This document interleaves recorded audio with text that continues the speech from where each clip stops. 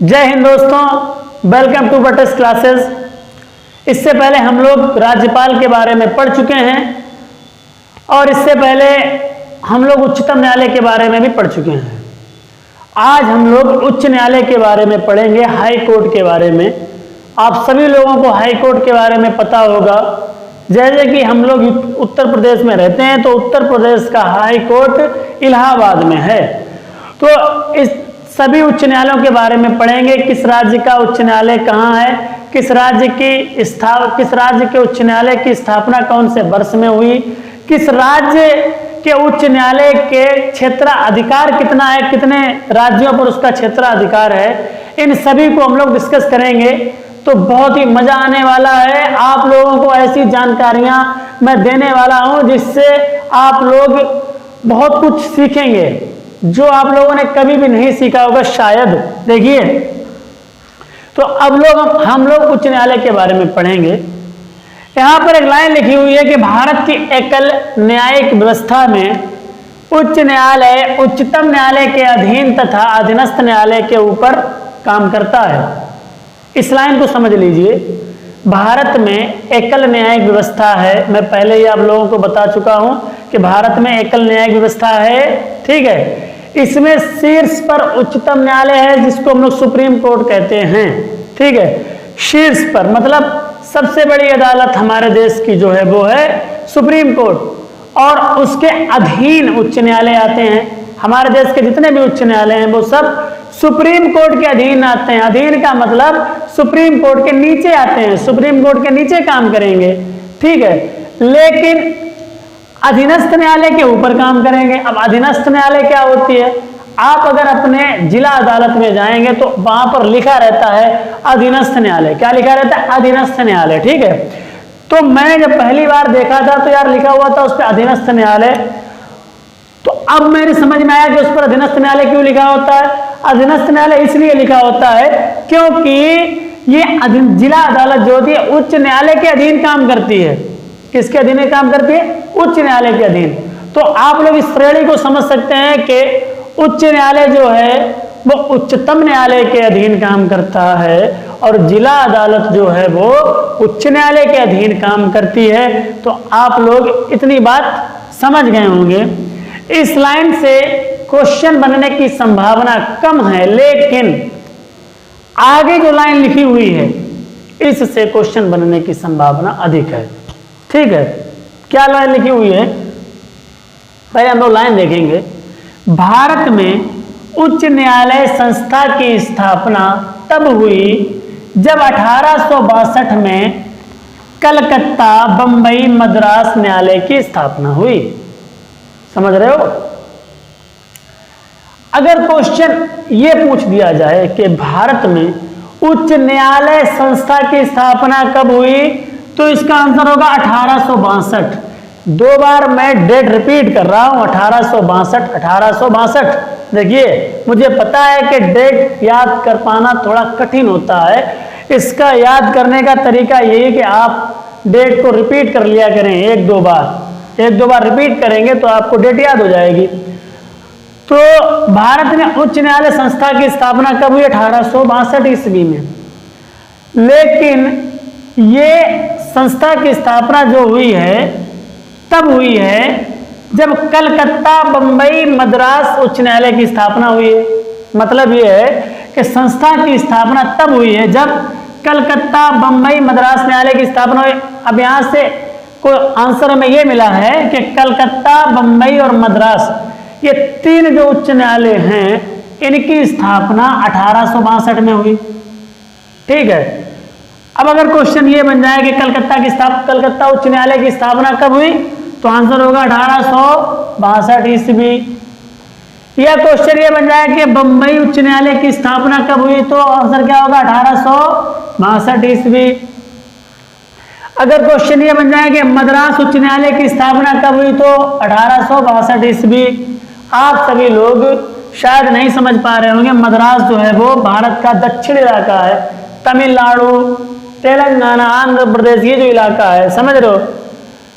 तो कलकत्ता, बंबई, मद्रास इन तीन की जो स्थापना हुई है वो 1862 ईस्वी में हुई है। इससे अगर कोई क्वेश्चन आ जाता है तो आप लोग आसानी से उसका आंसर दे सकते हैं। अब हम लोग आगे बढ़ेंगे और आगे देखेंगे क्या लाइन लिखी हुई है। लिखा हुआ है कि चौथे उच्च न्यायालय की स्थापना 1866 ईस्वी में हुई, जो कि इलाहाबाद उच्च न्यायालय है। समझ रहे हो? तो यहां से आपको मैं दो बातें बता दूं। एक कि उत्तर प्रदेश का उच्च न्यायालय जो है वो इलाहाबाद में है। कहाँ है? इलाहाबाद में। ठीक है, बहुत से लोगों को नहीं पता होगा, तो आप लोग यहां से सीख लीजिए कि उच्च न्यायालय जो है इलाहाबाद में है, उत्तर प्रदेश का। अब देखिए इसकी स्थापना कब हुई है? 1866। मतलब बंबई, कलकत्ता और मद्रास, इन तीन उच्च न्यायालयों के 4 साल के बाद में इलाहाबाद को हाईकोर्ट की स्थापना हो जाती है, जो कि भारत में चौथा उच्च न्यायालय है। कौन सा है? चौथा। अब अगर क्वेश्चन ये पूछ लिया जाए कि भारत में चौथे उच्च न्यायालय की स्थापना कहां हुई, तो आंसर क्या होगा? इलाहाबाद होगा। अगर क्वेश्चन ये पूछ लिया जाए भारत में चौथे उच्च न्यायालय की स्थापना कब हुई, तो आंसर क्या होगा? 1866 ईस्वी। अगर क्वेश्चन ये पूछ लिया जाए कि इलाहाबाद उच्च न्यायालय का क्षेत्राधिकार क्या है, मतलब कितने क्षेत्र पर, कितने एरिया पर इसका क्षेत्राधिकार है, कितने एरिया पर ये न्याय करेगा। ठीक है, तो ये जो हाईकोर्ट है ये सिर्फ उत्तर प्रदेश में, यूपी, इसका जो क्षेत्राधिकार है वो उत्तर प्रदेश है। क्या है? उत्तर प्रदेश। ठीक है, उत्तर प्रदेश के सारे मामले ये हैंडल करेगा। ठीक है, तो यहां से आपके 2-3 क्वेश्चन क्लियर हो गए होंगे। ठीक है, तीसरे पॉइंट पर हम लोग पहुंचेंगे। तीसरा पॉइंट लिखा हुआ है कि भारत के संविधान में प्रत्येक राज्य के लिए एक न्यायालय की व्यवस्था की गई। हमारे देश में कितने राज्य हैं? ठीक है, तो प्रत्येक राज्य के लिए एक उच्च न्यायालय की व्यवस्था की गई है, लेकिन टोटल हमारे जो उच्च न्यायालय हैं वो है 25। तो ये बात यहां पर समझने वाली है कि 25 उच्च न्यायालय हैं और राज्य हमारे देश में 29 हैं। ठीक है, 29-30 जो भी हैं, तो फिर प्रत्येक में एक कैसे हो सकता है? नहीं हो सकता ना। तो नहीं हो सकता है, तो यहां से आप देखेंगे आगे और भी कुछ लिखा हुआ है। क्या लिखा हुआ है कि भारत के संविधान में प्रत्येक राज्य के लिए एक न्यायालय की व्यवस्था की गई है, लेकिन 1956 के 7वें संविधान संशोधन में संसद को यह अधिकार दिया गया कि वो 2 या 2 से अधिक राज्यों के लिए एक उच्च न्यायालय की स्थापना कर सकता है। तो यहां से आपके 2 क्वेश्चन क्लियर हो सकते हैं। एक तो ये क्वेश्चन क्लियर हो रहा है कि 7वां संविधान संशोधन अधिनियम कब हुआ। ठीक है, अगर क्वेश्चन ये पूछ लिया जाए कि 7वां संविधान संशोधन अधिनियम कब हुआ, तो उसका आंसर क्या होगा? 1956।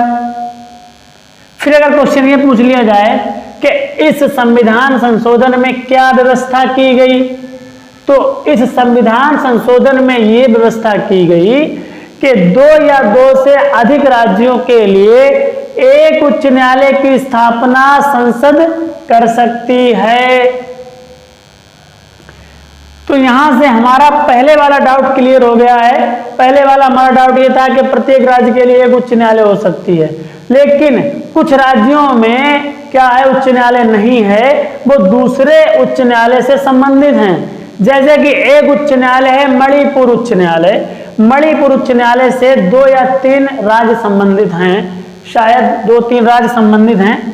ठीक है, तो इसी प्रकार से हमारे देश में 25 उच्च न्यायालय हैं। अब हम लोग आगे देखेंगे। देखिए आगे क्या लिखा हुआ है कि 9 संघ शासित प्रदेशों में, क्या लिखा हुआ है? 9 संघ शासित प्रदेशों में सिर्फ दिल्ली में उच्च न्यायालय है। कहाँ है? दिल्ली में उच्च न्यायालय है। इसके बाद में लिखा हुआ है कि 1986 ईस्वी में जम्मू एवं कश्मीर तथा लद्दाख के लिए एक ही उच्च न्यायालय की स्थापना की गई। अब यहाँ से हमें ये पता करना है कि हमारे देश में जो केंद्र शासित प्रदेश हैं उनमें से दिल्ली, जम्मू एवं कश्मीर और लद्दाख, इन तीन के लिए तो उच्च न्यायालय की व्यवस्था है स्वयं की। बाकी के जो बच रहे हैं जैसे कि लक्षद्वीप, अंडमान एवं निकोबार, दादरा नगर हवेली, इन सभी का संबंध जो है वो अपने पड़ोसी राज्य से है। किससे है? पड़ोसी राज्य से। जैसे कि लक्षद्वीप जो है वो केरल से संबंधित है। किससे संबंधित है? केरल से।